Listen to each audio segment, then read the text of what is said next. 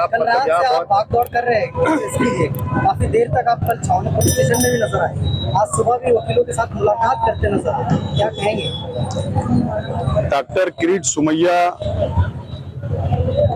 मालेगांव शहर को टारगेट करने का काम आज से नहीं कई महीनों से कर रहे हैं और मालेगांव शहर को बदनाम करने का काम कर रहे हैं और खुसूसी तौर पर एक समाज को, एक कौम को बदनाम करने का काम कर रहे हैं और रोहिंग्या और बांग्लादेशी मुसलमान मालेगांव शहर के अंदर रहते हैं और बनावटी डुप्लीकेट पेपर तैयार करके यहाँ रहते हैं, इस तरीके का इल्जाम वो हमेशा लगाते आए हैं। एसआईटी किरीट सोमैया की डिमांड के ऊपर ही महाराष्ट्र सरकार ने बनाई। एसआईटी अपना काम कर रही है, लेकिन हम लोगों ने मालेगांव शहर के लेवल पर माइनॉरिटी डिफेंस कमेटी की बुनियाद हमने रखी। उसमें Samajwadi party, Indian secular party, communist party और अलग अलग जिम्मेदारान को लेकर हमने एक प्लेटफॉर्म तैयार किया और उसी वक्त हमने इस बात का ऐलान किया था कि हम लोग किरीट सोमैया जो बदनामी कर रहा है शहर की, उसको जवाब देंगे। हम रास्ते के ऊपर भी तहरीक चलाएंगे जो संविधान ने हमको हक दिया है और हमने जो प्रेस कॉन्फ्रेंस पहले ली थी उसमें भी हम लोगों ने साफ तौर पर इस बात का ऐलान किया था कि एडवोकेट अजीम खान, एडवोकेट आरिफ शेख, एडवोकेट तौसीफ और बहुत सारे हमारे एडवोकेट जो है उनका हम एक पैनल तैयार करके कानूनी लड़ाई भी हम लोग लड़ेंगे। और कल जैसे ही हमको पता चला कि सैयद साजिद और नजमा बानो को पुलिस ने अरेस्ट किया, हमको जैसे ही खबर लगी हम खुद पुलिस स्टेशन आए, माइनॉरिटी कमेटी के तमाम ही जिम्मेदारान, और हमने वहां पर बातचीत की जब तक वो अटक उन्होंने बता दी थी। अरेस्ट वो लोग कर चुके थे और इसीलिए आज कानूनी लड़ाई लड़ने की अब बारी आई है।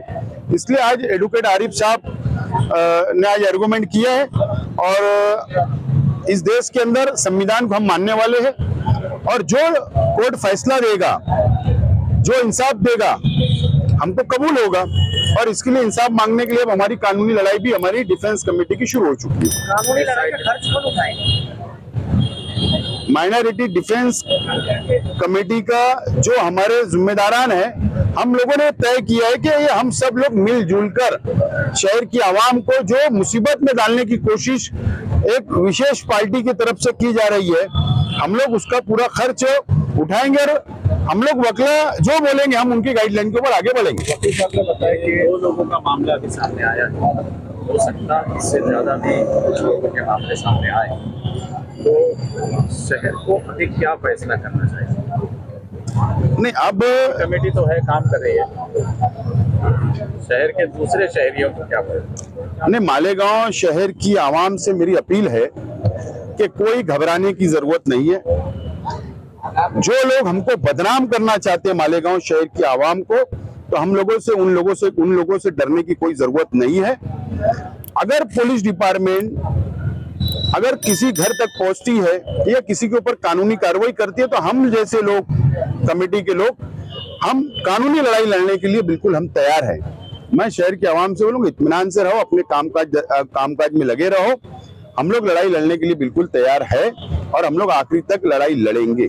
सर ने कहा कि एफआईआर देख के ही लग रहा है कि इस पे पुलिस दबाव में है, सरकारी अधिकारी दबाव में है, तो प्रेशर के तौर पर मतलब एफआईआर बनाई गई है, पॉलिटिकल प्रेशर के तौर पर। तो क्या आप डिपार्टमेंट और सरकारी अधिकारी जो प्रेशर में काम कर रहे हैं, इनके खिलाफ कोई एक्शन लेंगे? कल जो गांधी पुतले के पास हमारा धरना आंदोलन हुआ है, हमने जो एहतजाज किया, हमारा वही मकसद था। एहतजाज करने का मकसद ये था कि डॉक्टर किरीट सोमैया मालेगांव शहर के अंदर आकर पुलिस डिपार्टमेंट पे दबाव बनाना, तहसील कार्यालय के डिपार्टमेंट पे दबाव बनाना, कारपोरेशन में जाकर दबाव बनाने का काम चल रहा है और ये दबाव में हो रहा है। ये सब चीजें जो हो रही है दबाव में हो रहा है और ये मैं इससे पहले भी कहा कि सामने इलेक्शन को सामने रखकर ये सब किया जा रहा है। बहरहाल हमारी जितनी हैसियत है, जितनी भी हमारी ताकत है, सियासी तौर पर पब्लिक की दुआओं से, पब्लिक के सपोर्ट से, हम हमारी ताकत की बुनियाद पर हम लोग कानूनी तौर पर भी और जमहूरी तौर पर भी हम लोग उससे लड़ने का काम कर रहे हैं। अब जिन लोगों के पास बड़ी बड़ी ताकतें होगी अब वो लोग क्या कर रहे हैं हमें उससे कोई लेना देना नहीं है। मौजूदा एमएलए की खामोशी को लेकर क्या कहेंगे? शहर पर एक खतरा ही है। ऐसा है कि ये शहर की आवाम ने अब सवाल करना चाहिए।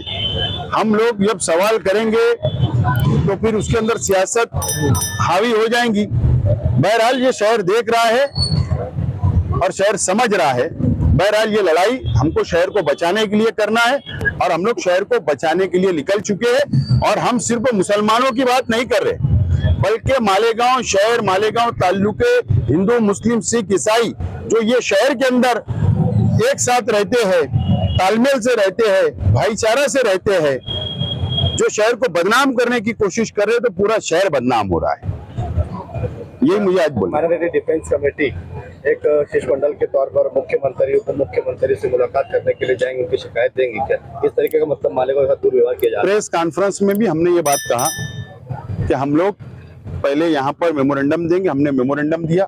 हमने कहा था कि हम लोग यहाँ पर धरना आंदोलन देंगे। 6 फरवरी तक हमने टाइम दिया है। 7 तारीख को हमारा धरना आंदोलन होगा। उसके बाद हम लोग मुंबई जाएंगे। अभी मुस्तकीम डिग्निटी साहब से मेरी बातचीत हुई फोन पर।